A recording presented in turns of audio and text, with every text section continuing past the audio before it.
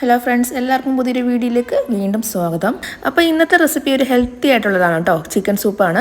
അപ്പം നമ്മുടെ നാട്ടിൻ പുറത്തൊക്കെ ഉണ്ടാക്കുന്ന പോലെ നമ്മൾ റെസ്റ്റോറൻറ്റ് സ്റ്റൈലല്ല, നമ്മൾ നാട്ടിൽ സാധാരണ ഒരു നാടൻ ചിക്കൻ സൂപ്പാണ് കേട്ടോ തയ്യാറാക്കുന്നത്.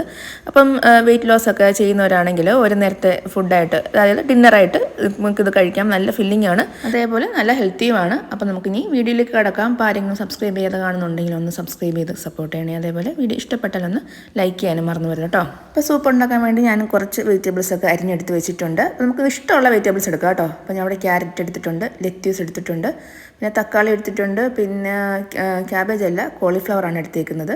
ക്യാബേജ് വേണമെങ്കിൽ എടുക്കാം കേട്ടോ. പിന്നെ ഒരു സവാള എടുത്തിട്ടുണ്ട്, വലിയൊരു സവാളയും കൂടി എടുത്തിട്ടുണ്ട്. അപ്പോൾ നിങ്ങൾക്ക് ഇഷ്ടമുള്ള പച്ചക്കറികളൊക്കെ നമുക്ക് ഇതിനകത്ത് ആഡ് ചെയ്യാം. എന്ത് പച്ചക്കറി ആയാലും നമുക്ക് ഹെൽത്തി ആണല്ലോ, അതുകൊണ്ട് ഏത് പച്ചക്കറി വേണമെങ്കിലും ഏത് പച്ചക്കറിയല്ല, നമ്മൾ ഇതേപോലെ റോ വെജിറ്റബിൾസ്, നമ്മൾ സലാഡിനൊക്കെ കഴിക്കുന്ന ഏത് വെജിറ്റബിൾസ് നമുക്ക് ഇതിലേക്ക് ആഡ് ചെയ്യാം. പിന്നെ ചിക്കൻ ഒരു 300 ഗ്രാം ഓളം വരുന്നുണ്ട് കേട്ടോ, അത്ര എടുത്തിട്ടുണ്ട്. അത് എല്ലോട് കൂടി, എല്ലും നെയ്യും ഒക്കെ ചേർന്നുള്ള പീസ് എടുക്കാൻ നോക്കുക. അപ്പോഴാണ് നമ്മൾ സൂപ്പിന് ആ ടേസ്റ്റ് കിട്ടുന്നത്. സാധാരണ നമ്മൾ ഫൈബർ പീസ് മാത്രം ഇതിലേക്ക് ഇട്ട് കൊടുക്കുകയാണെങ്കിൽ സൂപ്പിന് അത്ര ടേസ്റ്റ് കാണത്തില്ല. നമ്മൾ ഈ എല്ലും നെയ്യും കൂടെ ചേരുമ്പോഴാണ് സൂപ്പിന് നല്ലൊരു ടേസ്റ്റ് കിട്ടുന്നത്.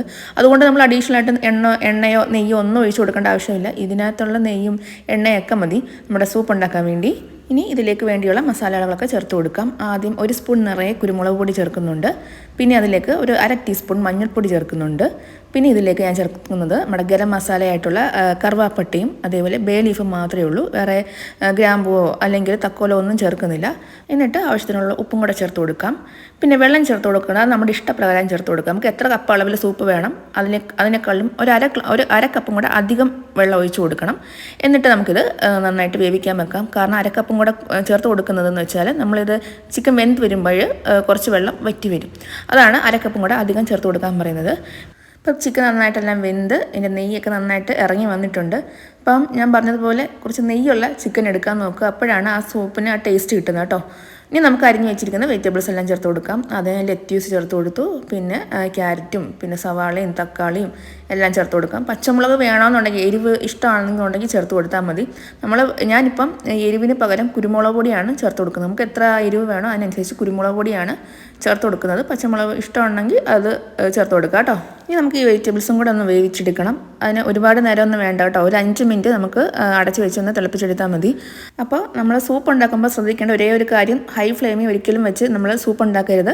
നമ്മൾ മീഡിയം ടു ലോ ഫ്ലെയിമിലിട്ട് വേണം നമ്മളിത് ചെയ്തെടുക്കാൻ വേണ്ടി. എന്നാലേ ആ സത്ത് മുഴുവനും നമുക്ക് ആ വെള്ളത്തിലോട്ട് കിട്ടത്തുള്ളൂ. അപ്പോൾ ഹൈ ഫ്ലെയിമിൽ വെക്കുകയാണെങ്കിൽ വെള്ളം പെട്ടെന്ന് വറ്റിപ്പോവുകയും ചെയ്യും. നമ്മൾ ആ ആവശ്യത്തിനുള്ള ഗുണങ്ങളൊന്നും വെള്ളത്തിലോട്ട് കിട്ടുകയും ചെയ്യത്തില്ല. അപ്പോൾ കുട്ടികൾക്കൊക്കെ കൊടുക്കുമ്പോൾ ഈ പച്ചക്കറി ഒന്നും കഴിക്കത്തില്ല, അവർ ഈ വെള്ളമായിരിക്കും കഴിക്കുന്നത്. അപ്പോൾ അതിൻ്റെ ആ എല്ലാ ഗുണങ്ങളും എത്തണം എന്നുണ്ടെങ്കിൽ ലോ ഫ്ലെയിമിൽ വെച്ച് തന്നെ കുക്ക് ചെയ്യുക. ലോ ടു മീഡിയം ഫ്ലെയിമിൽ വെച്ച് കുക്ക് ചെയ്യുക കേട്ടോ.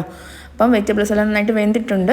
ഈ സൂപ്പ് കുറച്ചൊന്ന് തിക്കാക്കാൻ വേണ്ടി 2 സ്പൂൺ കോൺഫ്ലവറും കൂടെ വെള്ളത്തിൽ കലക്കിയിട്ട് ചേർത്ത് കൊടുക്കാം. അപ്പോൾ ഇതും കൂടെ ചേർത്തെല്ലാം കഴിയുമ്പോൾ നല്ല കുറച്ച് കുറുകിയ പരുവത്തിൽ കിട്ടും. അപ്പോൾ നമ്മൾ കഴിക്കുമ്പോൾ തന്നെ വയറ് നല്ല ഫില്ലാവും. അതാണ് നമ്മളിപ്പോൾ ഒരു നേരം ഈ ആഹാരമാക്കി കഴിഞ്ഞാൽ നമുക്ക് വേറെ ഭക്ഷണം കഴിക്കേണ്ട ആവശ്യമില്ല.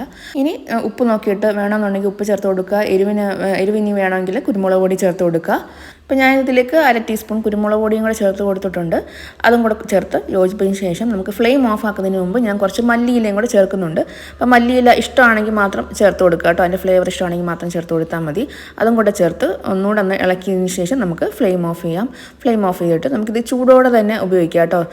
അപ്പോൾ ചൂടാറി കഴിഞ്ഞാൽ ഇതിൻ്റെ ടേസ്റ്റും അത്ര നമുക്ക് ഇഷ്ടപ്പെടത്തില്ല. അപ്പം ഇത് കഴിക്കുമ്പോൾ ഒന്ന് ചൂടാറുവാണെങ്കിൽ ഒന്ന് ചൂടാക്കി എടുക്കുക, അത്രയേ ഉള്ളൂ. അപ്പോൾ ഇതെല്ലാവരും ഒന്ന് ട്രൈ ചെയ്ത് നോക്കുക. ഇഷ്ടപ്പെട്ടാലും ഒന്ന് ലൈക്കും ഷെയറും കമൻറ്റും, അതേപോലെ ഒന്ന് സബ്സ്ക്രൈബ് ചെയ്യാൻ മറന്നു പോരുത്. സബ്സ്ക്രൈബ് ചെയ്യുമ്പോൾ ബെല്ലൈക്കൺ ഒന്ന് പ്രസ് ചെയ്യാനും അതേപോലെ ഓൾ എന്ന ഓപ്ഷൻ ഒന്ന് ക്ലിക്ക് ചെയ്യാനും മറന്നു പോരുത്. ഇനി അടുത്തൊരു വീഡിയോയുമായിട്ട് ഉടനെ കാണാം. Okay, thank